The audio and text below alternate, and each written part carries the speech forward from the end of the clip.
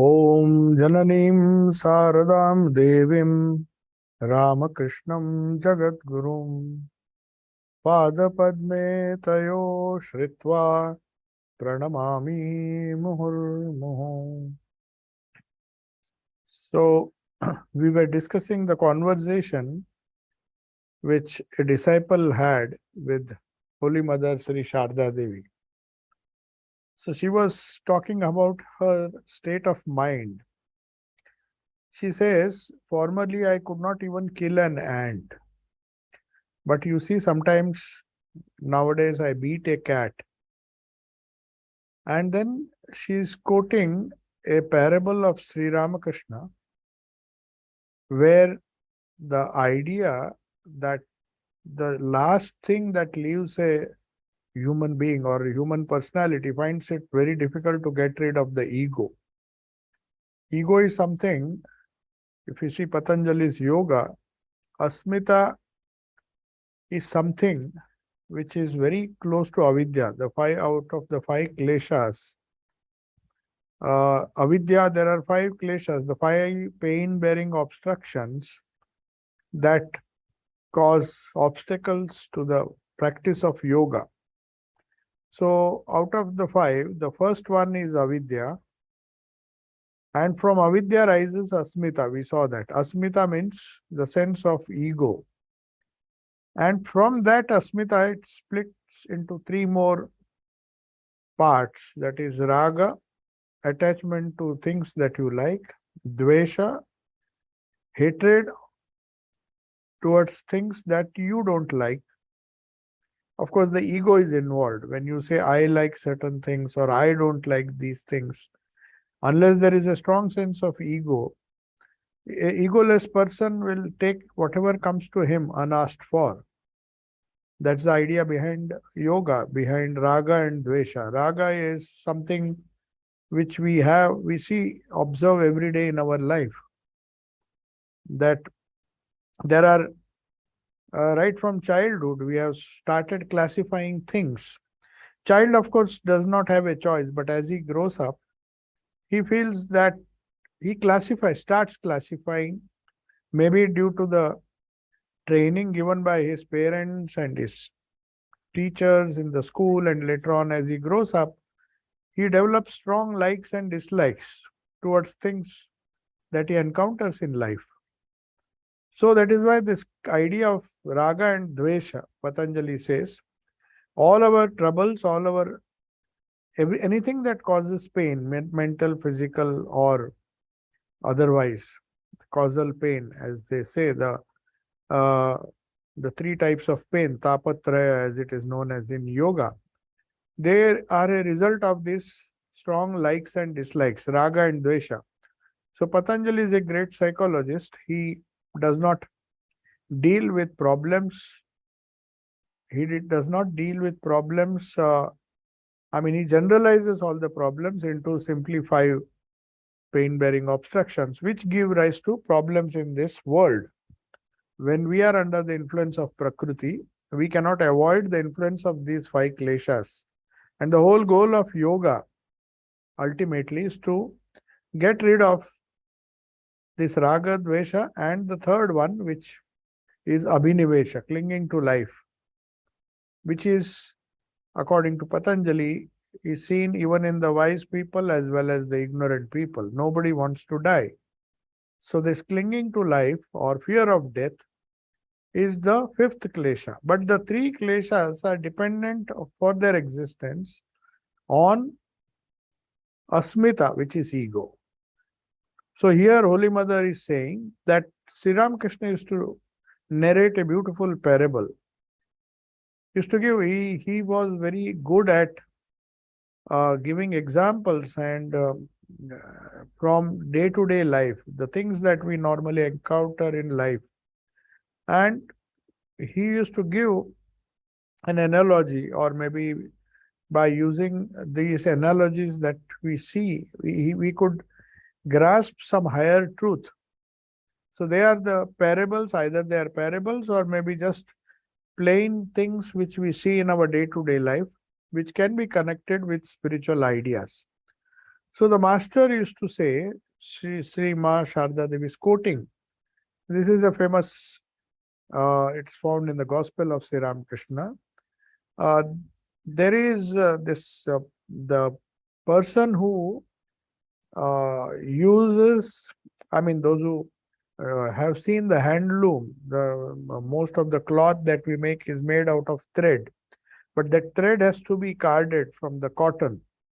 So normally in those days there was no machines. The thread had to be carded from this a kind of carding machine, which was in which they used the intestines of the animals because they acted as very strong strings which would not break.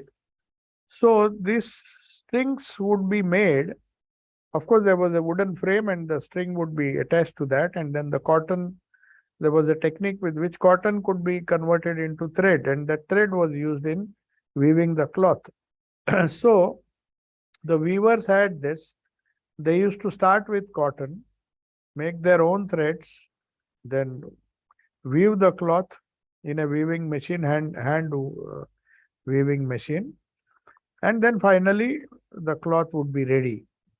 So in that machine which was used to convert cotton to thread, they used to use the fiber of I mean any animal, mostly cows or buffaloes, their intestines.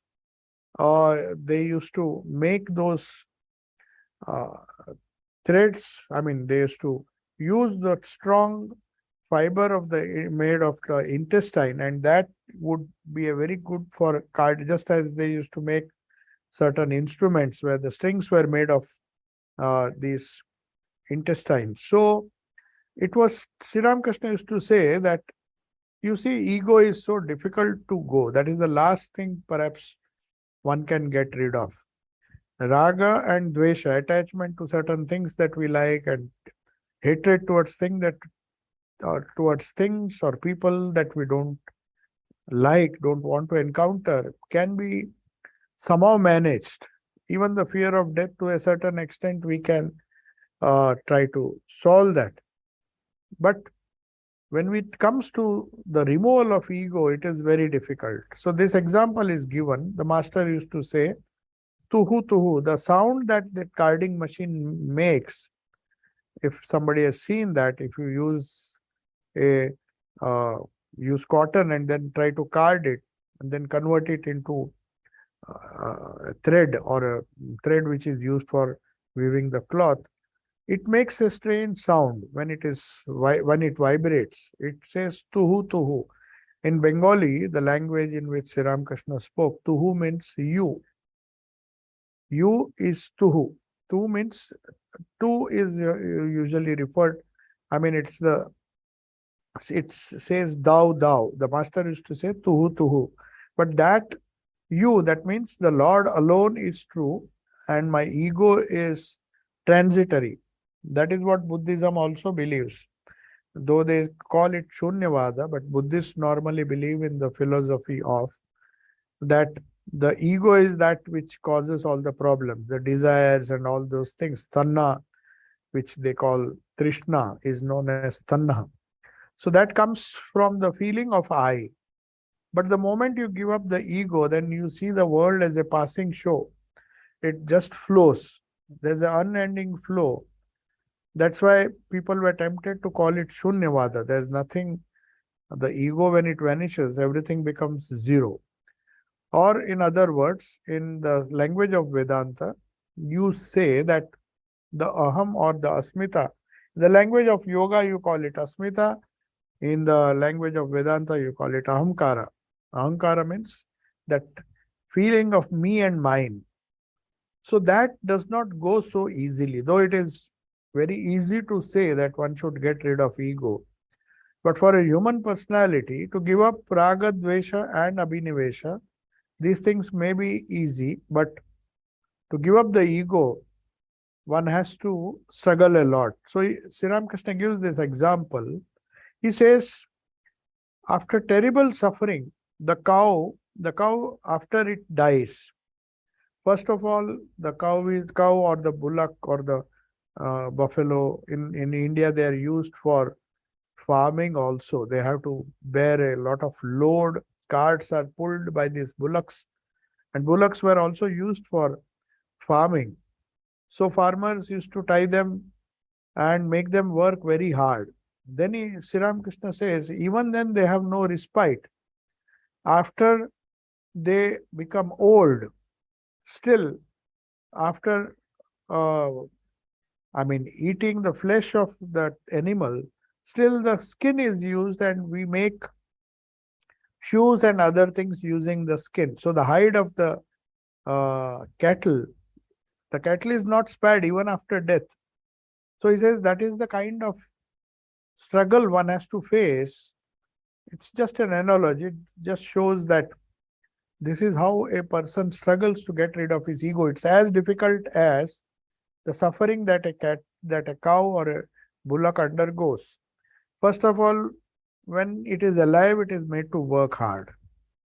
After it dies, even the skin is simply used and they beat it, they treat it, and then finally make it into shoes. And even the intestines are not spared.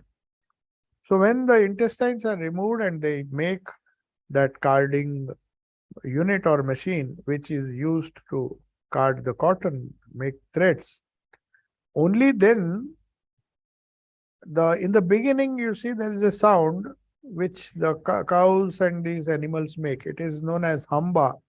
So in Bengali or in Indian language, hamba means me. So as long as you say me, he is giving this example. Sri Ramakrishna says he has to undergo terrible suffering. The bullock is yoked to the carriage or maybe to the plow, and it is made to work very hard in the fields.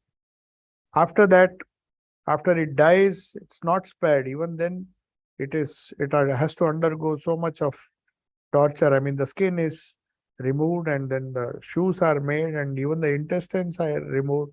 So that is, he is giving an analogy that it's such a great suffering to get rid of this silly ego, which causes all the suffering in the world. But only when hamba means me. So that cry of me ends only when finally the intestine which is used, the material of the intestine is made into the thread that cards the cotton. Only then it gives the sound of tuhu. Tuhu means you. So at that stage, after so much of suffering, a jiva or a human being realizes that it is the Lord alone who is true and our egos are responsible for all the suffering that we undergo.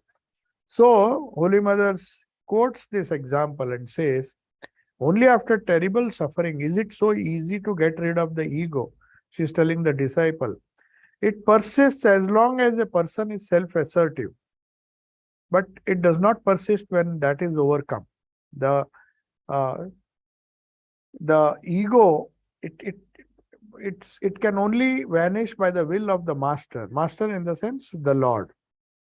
So she is telling the disciple, who was of course married, she said, perhaps your wife has some good deeds to her credit. The master used to say, avidya is more powerful than vidya. That is why avidya maya has kept the world enchanted. So, fortunately, this disciple had a wife who was not against his practicing spirituality or spiritual practices. She was also maybe conducive to the idea that they should practice sadhana. So he says, you are lucky because most of the wives do not support their husbands in their spiritual endeavor. So avidya in the sense, Sri Ramakrishna used to say, there are two forces of nature. Avidya Maya. Maya has been in Vedanta or maybe in Tantras. There are two types of Maya. One that binds you more to the world, that is known as avidya, and another avidya Maya, and there is another Vidya Maya. The same power which is inherent in Prakriti. Prakriti can work both ways. Avidya Maya makes you more and more bound to the gross, taking you more and more away from the Lord or the Purusha, or which is also known as Brahman in Vedanta. So, what is Brahman in Vedanta is the Purusha of the Sankhya or Yoga, and it is the same Avidya, the same power of Maya, that is Avidya Maya, which leads a man astray away from the subtle to the gross. He becomes more and more gross. And when you go take the reverse, I mean, you go in the reverse direction, or maybe go from the gross to the more subtle, it is the power of Vidya Maya that helps you to do it. So Prakriti works both ways. That is what Holy Mother is saying, that fortunately your wife is not an Avidya Maya and a representative of Avidya Maya. She has done some good deeds in her past life. So that is why she's supporting you in your spiritual practices, because he was worried. In those days, if you remember, people used to marry at a very young age. Now he has come to to Holy Mother and realized that perhaps living in this world may not be conducive. She says, no, you don't have to worry, because your wife has some good deeds to her credit.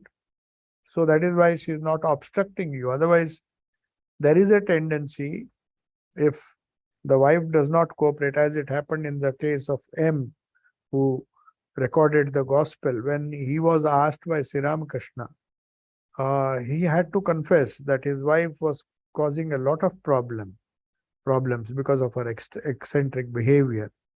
And he was finding it very difficult to focus on leading a spiritual life to such an extent that he even thought of committing suicide. There was so much of problems. But somehow, by the grace of Sri Ramakrishna, he somehow is able to bring his wife around, though she still continued to in her eccentric ways. So anyway, this disciple here, who is now worried that his married life may come in the way of spiritual practices, she says you don't have to worry, because your wife has definitely some good deeds to her credit, and that is why she is more she represents Vidya Maya more than the Avidya Maya. And that is why she says, but a majority of the people are under the influence of Avidya Maya, and that has kept the world enchanted. So that is what Holy Mother says. Now it is 20th April 1919. The conversation is changing. The disciple has recorded these conversations in different places. Holy Mother was staying at Jagadamba Ashram at Kolpada in the district of Bakura. So this is a little away from her birthplace, that is Jairambati. It is at about 10 in the morning, and Manindra Narayana Iyengar. Narayana Iyengar was a disciple of Holy Mother who had come 1,000 miles just to see her and take initiation. He was a officer working somewhere in southern India, and he had heard about the greatness of Holy Mother Sarada Devi and had come all the way to Bengal for taking initiation or mantra diksha, and he has been staying here for more than a month. So he's been staying in this Kolpada monastery, which was on the way from Jairambati. When somebody had to go to Dakshinesh, Holy Mother used to normally, even though they traveled by train from Tarakeshwar, but till Tarakeshwar they had to come by bullock cart or some other means. And Kolpada was the resting place.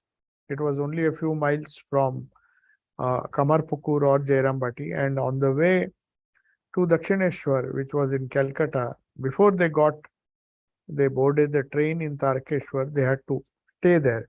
So this Narayana Iyengar, who also helped, he was a very rich employee of the British government in those days. So he had that power also. He had some influence on the administrators in Bengal. So he arranged for, I heard he arranged for digging wells because there was some water scarcity in some remote areas of Bengal where there were no water bodies. He had arranged for making wells, digging wells. So he has been staying there for more than a month, and the male devotees were they were having their prasad and meals in the Kolpada monastery. Now, the son of Holy Mother's niece, Maku, was seriously ill at Jairambati. In those days, diphtheria was a very serious illness. There was no cure for that. But Swami Mahadevananda, who was also a doctor, he was treating this child. It was a very young child, Holy Mother's niece, the son of Holy Mother's niece, Maku. So mother was terribly worried as to what might happen to the child. The topic came for discussion, and Narayana Iyengar, who had just taken initiation from mother, said, "Mother, the child will be cured through your blessings." The mother folded her palms and pointing to the picture of the master, that is Sri Ramakrishna, which was there inside the room, she said, "He is supervising everything. Let his will prevail." So she didn't say what would happen to that child, though it was the only child of her niece. She said, whatever the master wishes, whatever the Lord wishes, that is going to happen. So, one devotee is saying, Narayan Iyengar has done a lot for Maku's child. He sent a messenger to Calcutta to bring injections for diphtheria and as well as other things. So, since he was there for nearly 1 month, it was so difficult for the village people to consult a doctor. So, even sent a person to Calcutta to get these medicines, these injections. Though there were local doctors, these medicines were not available. So Holy Mother says, yes, he is a noble soul. He has spent money to send Kalo, who was the messenger, to Calcutta. Who would have done all this had he not been there? Then Narayana Iyengar very humbly says, I am the machine and the master is the engineer. He is driving me like a machine. So he had attained that state of total surrender to the Lord. So he was thinking that he was just an humble instrument of the Lord. He did not want to take credit for all the good things that he was doing. So though he was a very big officer and a very important personality, when he was in Kolpada, he was just a humble disciple or a devotee of Holy Mother. So Mother is to say, then she is giving some advice. She says there are two types of people. Some people have the means, the wherewithal to donate money, like Narayana Iyengar. He was a rich person because he had a very important post and he was earning a very decent salary. So he could afford to spend money for the treatment and other things, helping other people. But there are certain people who don't have the means to help others by giving money, monetary help, or some kind of physical help. In that case, what will happen? In what way can they serve the world? So Mother immediately tells, because most of the people who were there around her, they were very poor people. They belonged to the village. So naturally they felt that, and Holy Mother wanted to convey to them that just by giving somebody money, distributing money to the poor and doing some kind of charity is not the only kind of help that a person can give. There are many forms of help. In fact, Swami Vivekananda used to say the lowest form of help is Annadana. Annadana means distribution of food. So there are 4 categories of help that a person can give. It will be surprising to know that in our Indian scriptures, Hindu scriptures, the giving of food, the giving of material, donating material things it occupies it is considered to be the lowest category of help. Annadana, then we come to Vidyadana. Vidya means distribution of knowledge. First is distribution of materials. The idea is that it is good to give people what they need. Suppose somebody needs fish. So you give them fish to eat, it will solve their problems for some time. But if you teach fishing and give him the skill to fish himself, then you will be giving a better thing. It's a better donation or a better charity. So Vidya Dana comes, Vidya means not the spiritual knowledge, but here Vidya Dana means certain skills that you help a person to acquire. If you help anybody to acquire certain skills, then he can earn money and then he can buy whatever he needs. So physical help, Annadana comes, it's the lowest type of help according to the Hindu scriptures. So Holy Mother is referring to that. She says, he who possesses food and money may distribute it to the poor. But that doesn't mean that is the only kind of help. He who does not have should give himself to repeating the name of the Lord. So even spiritual practices done for oneself and for the benefit of the world can help. So Swami Vivekananda used to say the lowest type of help is Annadana. A slightly higher degree or a higher grade of help is Vidyadana, where you teach skills or give knowledge, secular knowledge to people who can earn their own living.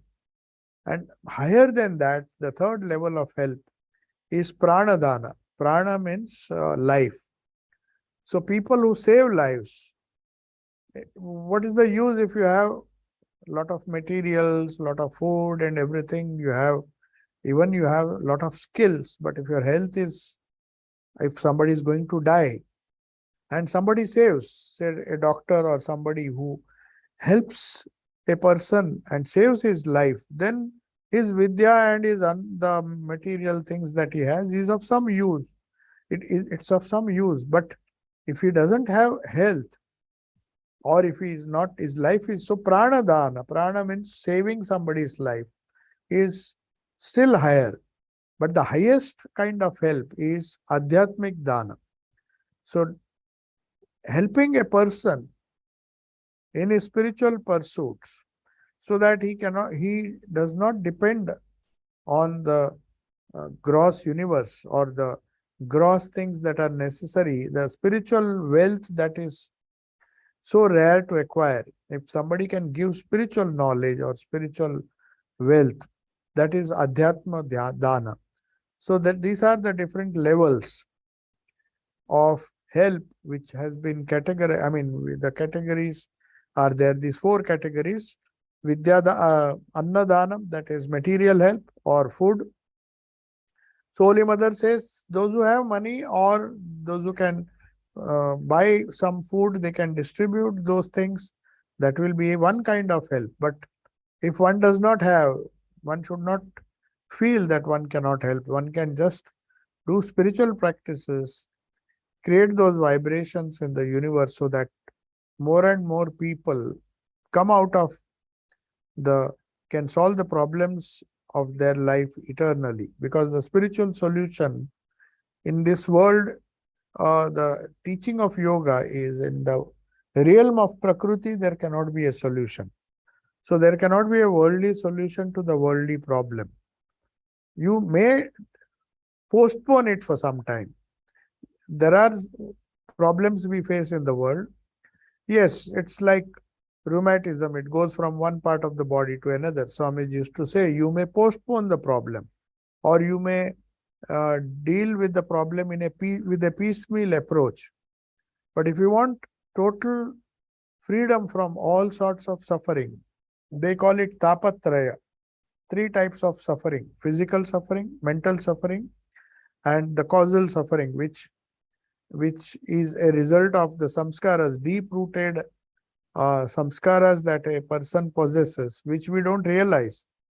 They are causing us problem, but only when they manifest either in the mind or in our actions, we understand that we have those problems. They are in a causal state. So they are known as the causal problems, the subtle problems of the mind, and the gross problems of the body. So that is why tapa means the pain or the suffering Tapatraya means three types of suffering. So they say spiritual knowledge is that knowledge which removes all the three types of sufferings. So there is no piecemeal approach here. A peaceful approach would be if a hungry person comes to you, you give him some food. But that's not going to solve his problem. A higher effort would be, or a better effort would be to teach him earn his own money. That is by giving him knowledge. And it's still higher is if he really needs some kind of help to lead a healthy life so that he can acquire knowledge and earn money.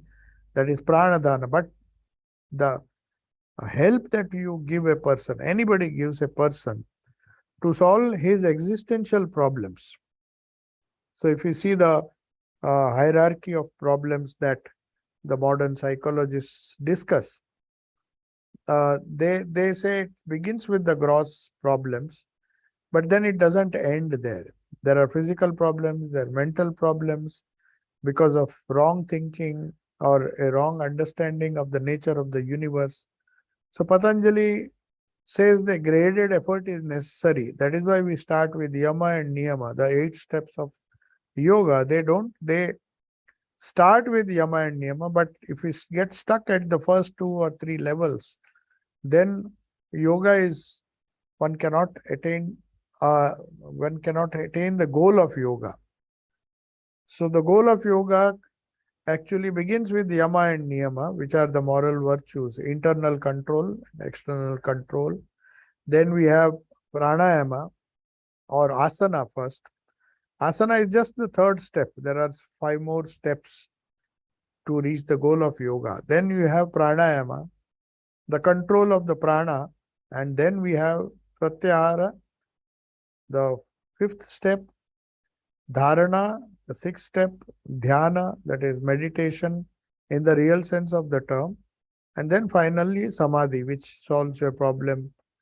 I mean, it is the final solution to all the problems. So yoga says there are these 8 steps, and most of what passes as yoga are the first 2 steps or the 3.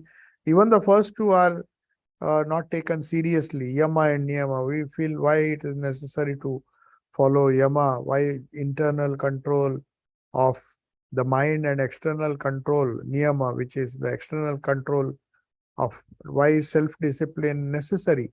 So people directly skip to asana and pranayama, and for most of the people, yoga means just asana and pranayama because they just want some physical fitness through asanas and a little good health, because when the prana imbalance is removed from the body, you have definitely an advantage, and your body becomes conducive to, your health improves.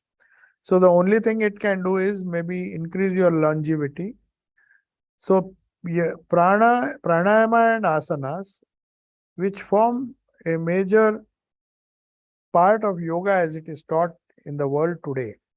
People just don't want to go a step further. We get stuck at the first 4 levels, at least the 3rd and 4th level. 1st and 2nd level, they form the basis of all yoga. So that's why in the Bible it is said, blessed are the pure in heart, for they shall see God. So the first condition itself has to be fulfilled. Internal and external purity is necessary to even practice, according to Patanjali, even before we practice asana and pranayama, one has to make sure that some kind of internal and external discipline is there in our life. Only after attaining a certain basic purity can one start the other steps. So here, Narayan Iyengar is asking, when Holy Mother says, he realizes that I have just helped them with food and money because I had plenty.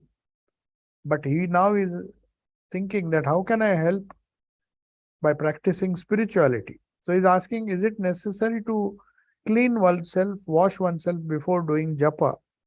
Because he has been given instructions to do mantra, repetition of mantra. So he is asking about the the conditions which one has to fulfill, what kind of, whether one should take a bath. So mother says, yes, washing is necessary. At least washing is necessary when japa is practiced at home. But when you are traveling, but it will be sufficient just to repeat the holy name during journeys or walks. You can't expect to perform these rituals outside. When you're talking, you may not get water, especially in those days that to do a lot of traveling. Traveling was very slow and it took a lot of time. So very often you would not get water to wash. So he said, when you are doing it at home, when you have the facility, you can wash, but otherwise it's just the repetition of the holy name itself purifies a person. So Narayan Iyengar says, only the repetition of the holy name, not even the repetition of the mantra. Now, what's the difference between this? So holy name can be any name, the name which one has chosen for repetition. Every tradition, if there is no mantra yoga, there is at least the sadhana of prayer, the upasana or the technique of prayer, which is there in almost all the different religions, religious sects. So they have different types of repetition, but everywhere you will find there is some kind of repetition involved. Well, that's the only way one can focus the mind and make the mind stable, make the waves of the mind a bit steady. That is the essence of all spiritual practices, whether it is prayer in the synagogue or church or the mosque or the temple. The prayers are nothing but certain kinds, they are known as mantra in tantras. In tantras, we call it a mantra because they believe a lot in certain kinds of sounds which are conducive to the vibrations of this sound. These are all the bija mantras especially. They are attached to this name of the Lord. So in certain traditions, only the name suffices. But tantras came with another technique where they added, apart from Om, which is considered to be such a sacred symbol in Hinduism, to that they added certain bijas which increase the vibrational impact on the human consciousness or the human psyche. When you repeat, these are not random or some sounds, but these sounds or these bija mantras were discovered when these yogis reached the state of deep intuition. So when these are not just token sounds, bija mantras, bijas are not just token sounds. They have a significance, they have a meaning, they have some kind of power when they are used with the name of the Lord. So Narayan Iyengar is asking, should we just repeat the holy name, I mean the name of the Lord, or the mantra that you have given? So mother says, yes, you should certainly repeat the mantra. But calling upon God, your Ishta, whoever you think is your Ishta Devata, the chosen deity as it is known. So with one's mind steadfast is equivalent to millions of repetitions of the mantra. So that doesn't mean that she is giving less importance to mantra. But the idea is, if it is taken a bit lightly and one does the mantra mechanically without real feeling behind it, she says, and with a wavering mind, with the mind somewhere else and you are telling the beats, that doesn't really help because your mind is running in various directions and you are repeating the name or the mantra. As you find many times, you will find people just repeating the holy name, shouting on the top of their voice in chorus or individually. You will find them doing it, but at the same time their minds are distracted. They're not able to focus. So Holy Mother says it's not just enough to do a million time, repeating the mantra a million times. What is the good in doing japa for a whole day if there is no concentration of mind? So the gathering of mind, which begins with pratyahara, the fifth step of Patanjali's yoga, Then it slowly ripens into dharana, which is a slightly higher form of concentration. Then comes dhyana or meditation. So first we have to collect the thoughts, that is known as pratyahara, not allowing them to disperse, not allowing the mind to disperse. So the fifth step in meditation or the process of yoga is considered to be very vital. After establishing oneself in asana and pranayama, asana means that posture, not just any asana which Surya, there are so many asanas in Hatha Yoga which may improve your health, but it has nothing to do with mental concentration. Asana has been described as Thiram Sukham Asanam, that which makes you sit steadily with your spine erect for a very long period of time. So you can understand what asana really means. Sthiram means steady.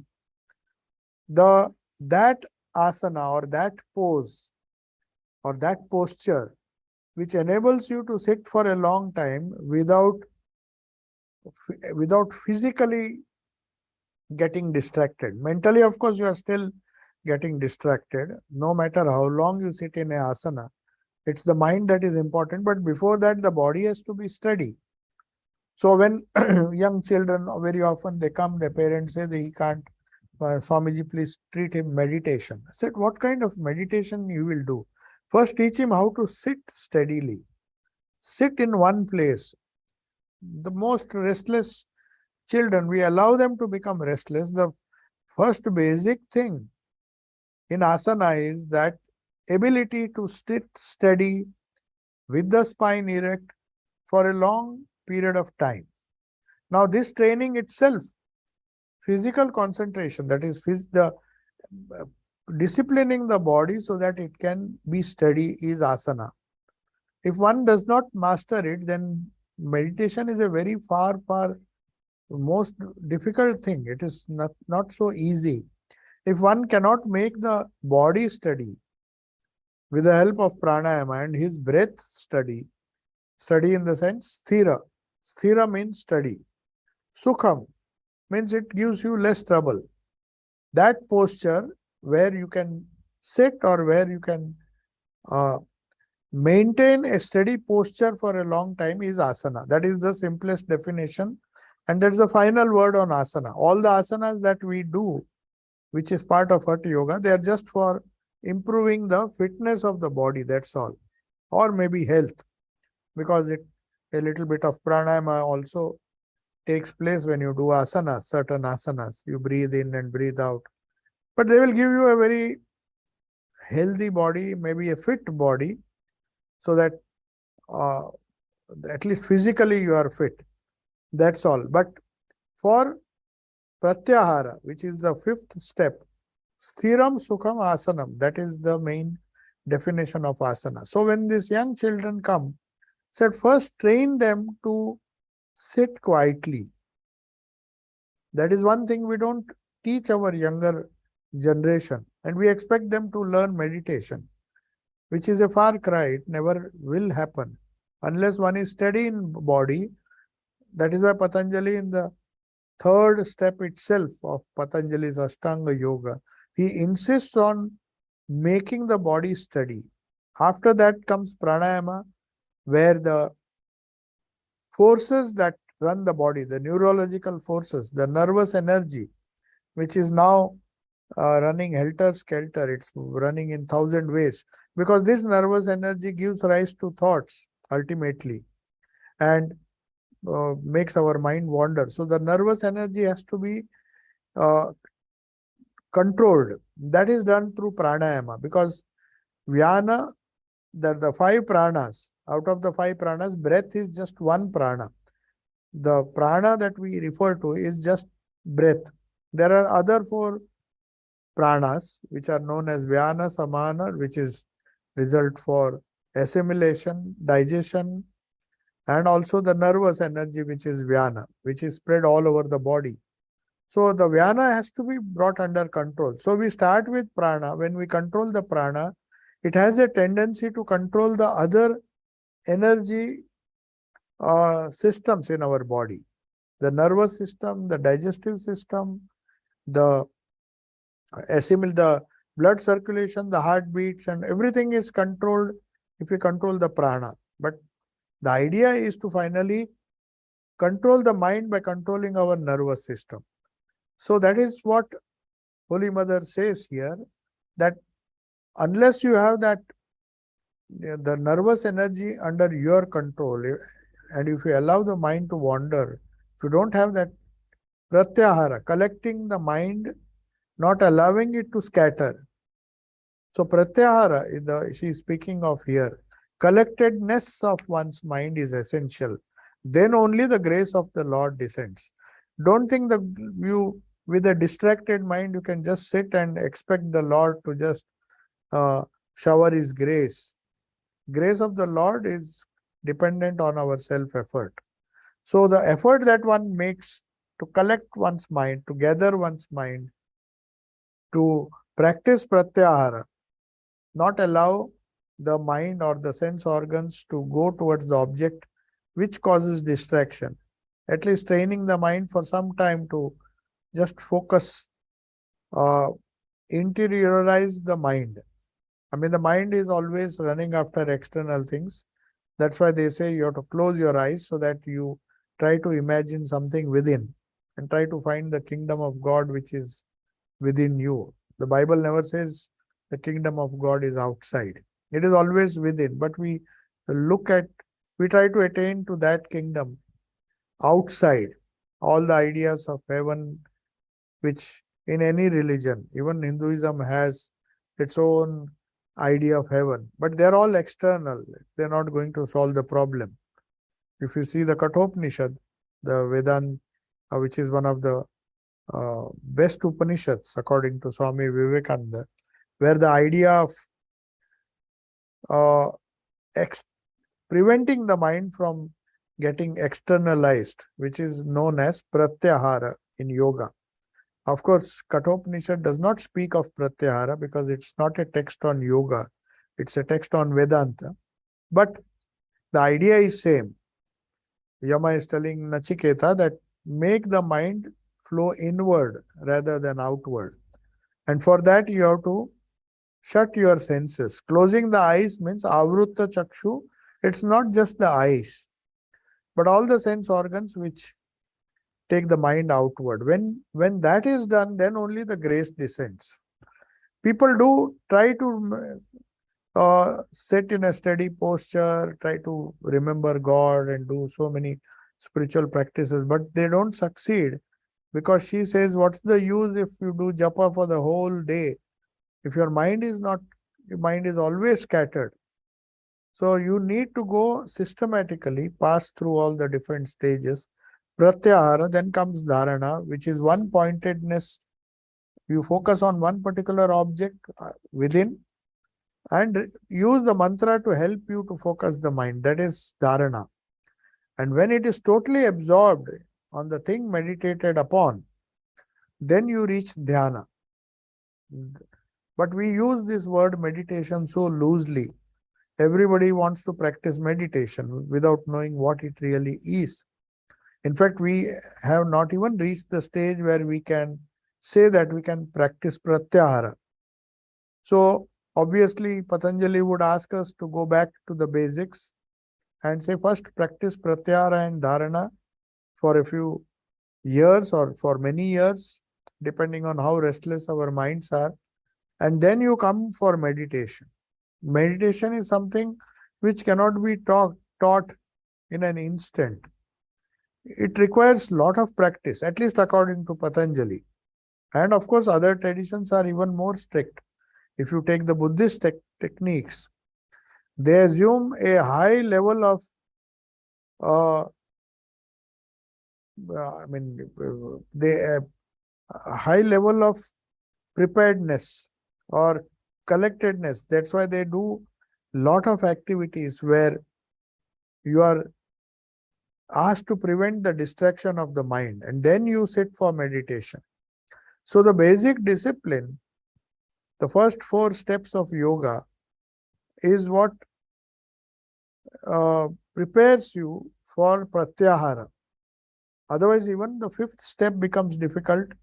So focusing the mind becomes difficult, and then there's no question of meditation. So that's why Holy Mother says it's not just enough. She's telling Narayana Iyengar that you may repeat millions of times, take a rosary and maybe do the beads, count the beads and say that I have done thousands of japa. But then where was your attention when you did it? So that is the idea. So Narayana Iyengar says, whatever I'm doing, is it sufficient or do I need to do something more? So he has come here and staying there for almost 1 month. He had come all the way from South India to get some instructions, to get direct instructions and the mantra from Holy Mother. So he is determined to go back with certain instructions which he can pursue and reach the goal of life. So Mother says, continue to practice what you are doing. You are already a recipient of His grace. Means in the sense, the mantra that you have got, by His grace, you felt like coming all the way and stay here, because hardly in those days traveling was so difficult. But still, Holy Mother feels that it is by His grace alone that he has come all the way. So Narayana Iyengar now asks another question. One can have a vision of God. Sri Ramakrishna had said that. So he's just quoting. Sri Ramakrishna is to say one can have a vision of God if one earnestly calls upon Him for 2 or 3 days at a stretch. I'm calling upon Him for so long, why do I not have His vision? So Mother says, yes, you will ultimately have it. The utterances of Lord Shiva and the words of the Master, they cannot be untrue. Master had told Suren Mitra, he who has wealth should distribute it, and he who has no such means should do japa. That is as good as contributing something for the welfare of society. Then she is drawing the attention of everybody who is present there. And Mother said further, if you cannot even do that, if you can't do that, I mean, through your own efforts, do japa and all this sadhana, then if you can't even do that, then take refuge in the Master. Remember this much, that I have someone to look after me. There is certainly a father or a mother. So this is the idea that which Sri Ramakrishna used to emphasize, that we have so many relations in this life.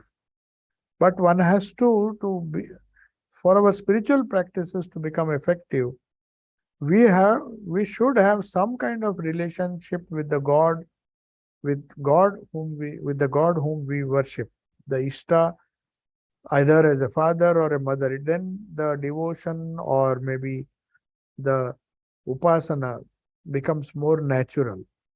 Because when a child thinks of the mother, it thinks of safety, it thinks of security.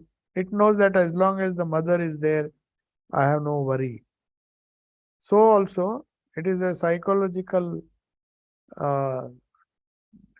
technique which Holy Mother is saying, that if you do, it's well and good, practice japa, try to help others to the extent you can, or if you can't do anything, then at least think from the bottom of your heart that there is somebody who is your father or your mother.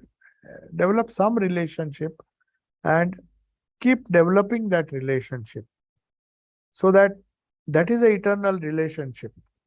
When you connect the soul, the Jivatma with the Paramatma, that relationship has to be gradually converted into a permanent relationship, which is not like the relationships we have in the physical world.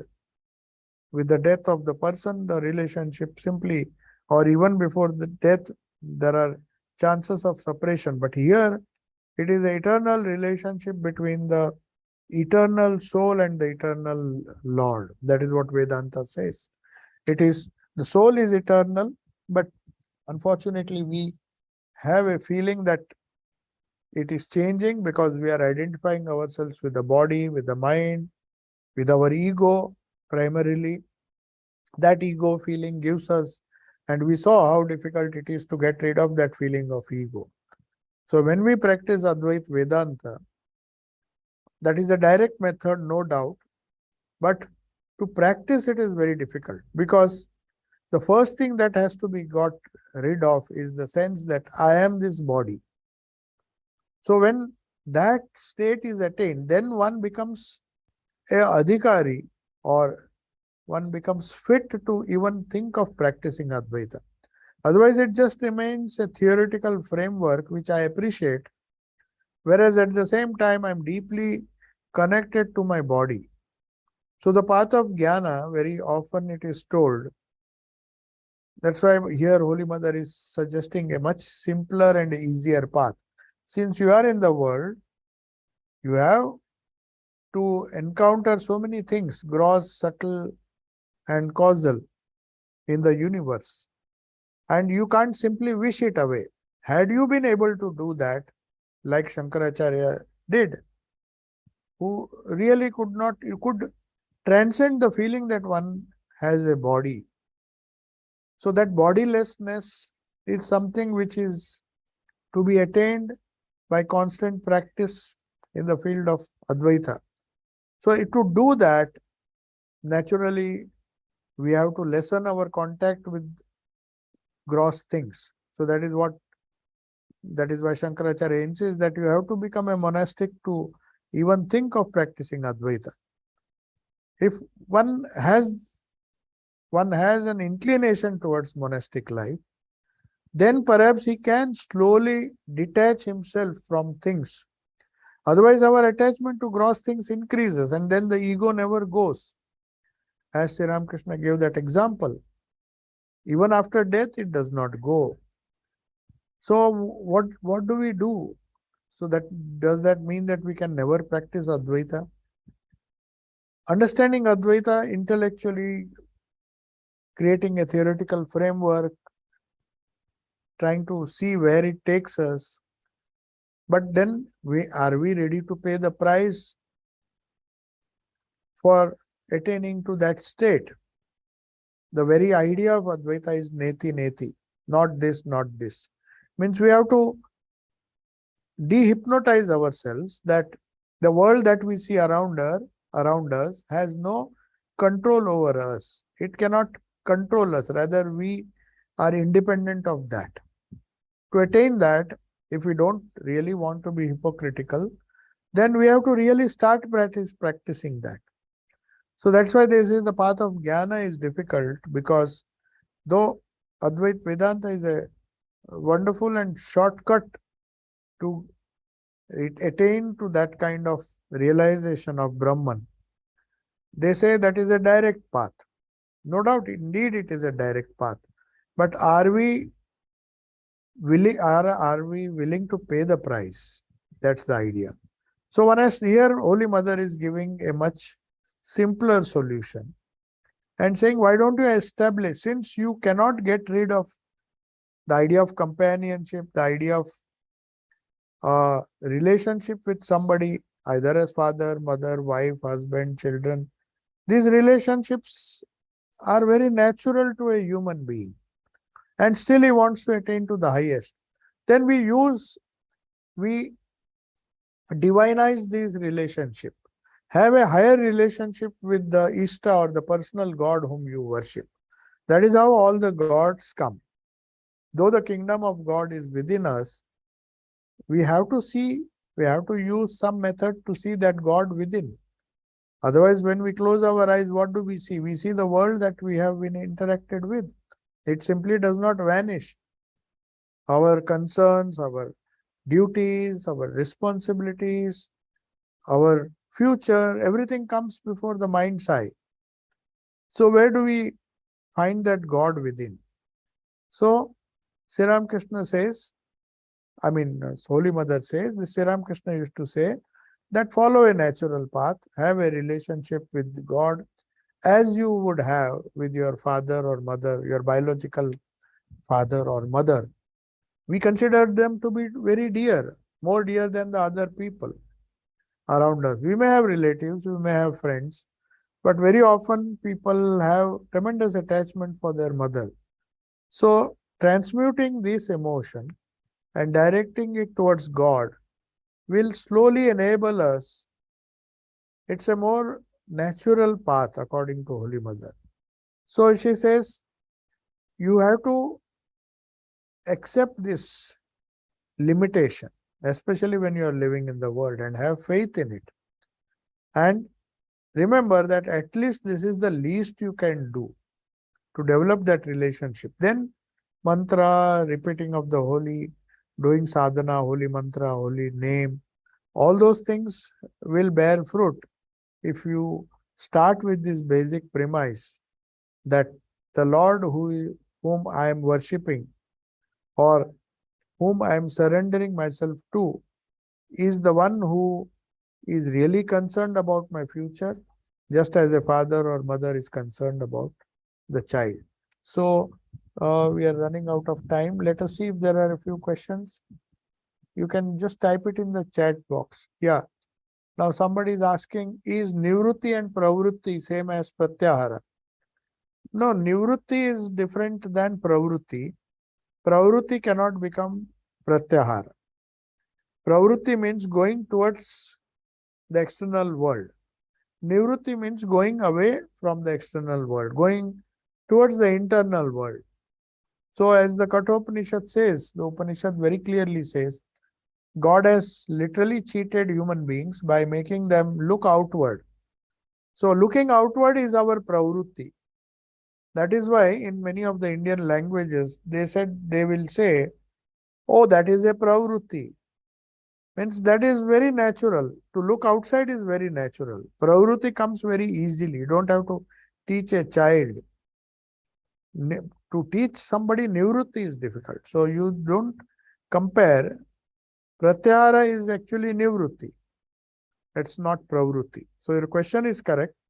Is nivrutti and pravrutti same as pratyahara? No. Pravrutti cannot be pratyahara. Prati ahara. Prati means in the opposite direction. So you may say nivrutti helps you to practice pratyahara. Pratyahara is a very wonderful word. It just the meaning of this technique, the fifth step in yoga, is very simple and direct. That all these days you were looking outward, now you look inward. So your question, the answer to your question is, it is nivrutti. Practicing nivrutti you can attain, or you can practice pratyahara, not before that. Yeah. Any more questions?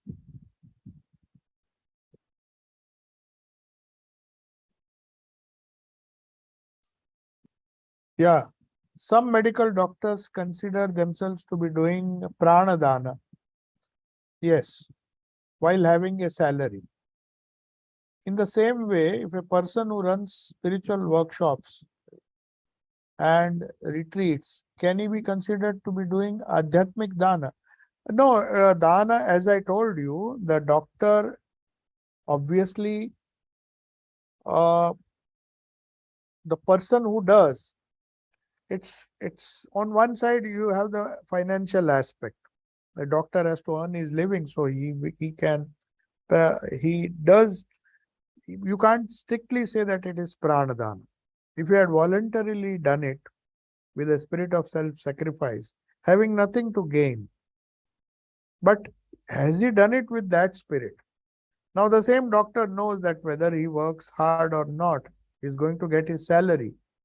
Then pranadana, the question of pranadana is not involved here, because he has a certain skill which he's using, and as long as he gets paid nicely, he does his duties, and he doesn't care whether the child or whether the patient lives or dies. That will not lead, that is not a spiritual gift. A spiritual gift is he goes out of the way, irrespective of whether he gets paid for it or not. He may get paid, that is incidental, but he is so dedicated that his primary aim is to save the life. Whether the compensation that he gets or what he gets paid for doing his job is not important for him. So it depends on the attitude. So also in the spiritual field, it's not that those who seek certain benefits by teaching spirituality, or it's not that not possible uh, to sustain oneself. Whereas the highest people, in fact, so Swami Vivekananda said that there are greater people than us who have no other intention. They live and die unknown. That is the famous quote of his. They don't even bother for anything, for name, for fame, leave alone money. They just live and die for the benefit of humanity. He says I have come across so many sages who have absolutely nothing to gain from the world. They just live on some fruits and whatever they get. There used to be people in the past. For them, spiritual attainment was something which to which they could dedicate their whole life. So I'm not speaking of that. There you can who after maybe who feel that they have earned enough and they want to spend the rest of their lives. Or there are some monastic doctors who just get a little food in exchange for the tireless work. I told you about the monk who for 72 years he went to his guru, Swami Shivananda, who was the president of our order. He was a nurse, he was just a nurse. I think I've told this story. His name is Van Bihari Maharaj, Swami Muktananda. So he was, as a young boy, he had just passed his training in nursing. So he just felt the need to take up a monastic life. So he goes to Mahapurush Maharaj, says, I want some mantra. So Mahapurush Maharaj, without giving him any spiritual instruction, says, just go to Banaras, to Ramakrishna Mission Sevashram, where patients were treated free of cost. He said, they need doctors, they need nurses. You just go and serve. Then he said, what about my sadhana? He said, that is sadhana. That is your spiritual practice. You don't have to do anything else.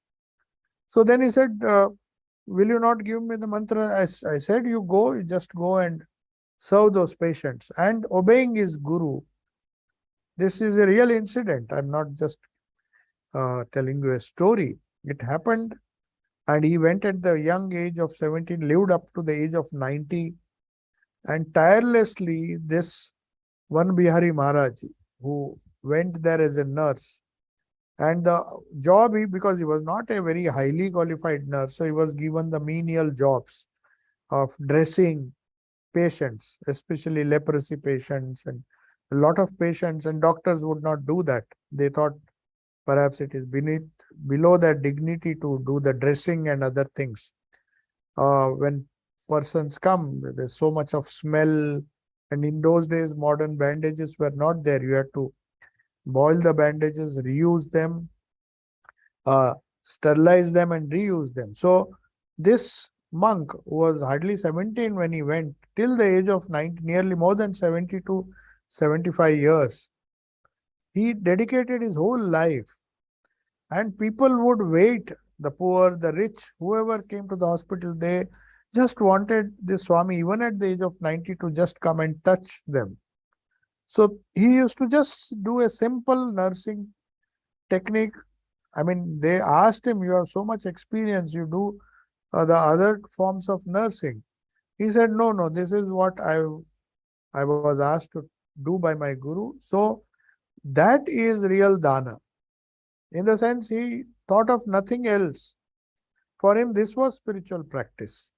So there are some rare cases where people have absolutely leave alone. He had no commercial, neither he wanted some kind of promotion where he can do some kind of better job. So imagine an old man doing the same bandaging work year after year for 72 years. Something unheard of. So it is possible that pranadana, whatever his whole life was dedicated to save these lives of these people who came with terrible infections. He knew he did not even have to be a doctor. Maybe the doctor treated, but then it required nursing to save the patient. So think of the millions, the hundreds, thousands of patients he might have treated during his long career without even knowing who those patients were. So there are cases where people have unselfishly done this as sadhana, this pranadana, as you are asking. This pranadana is possible, but that is pranadana at its highest. We cannot expect, everybody cannot expect to do, to dedicate their whole life. Even in monastic orders, you will not find such wonderful monks who had no other. He was asked, you can just now retire and sit down, you become the in charge of the hospital. He had enough experience, he knew many things about medicine and other things. But he said, no, I am not doing this to get promoted to something else. I am happy with this job, I'm happy in saving lives. And through this, I will realize my goal of my life, get salvation or whatever, mukti. That's why he was known as Muktananda. And he was so popular in Banaras. Banaras is a very big town in India. And after he passed away, in those days, this was about 20, 25 years ago, I believe.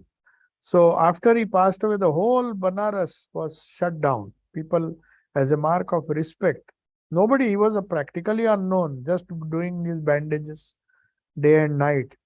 So whoever, maybe everybody in Banaras someday or the other would have come as his patient.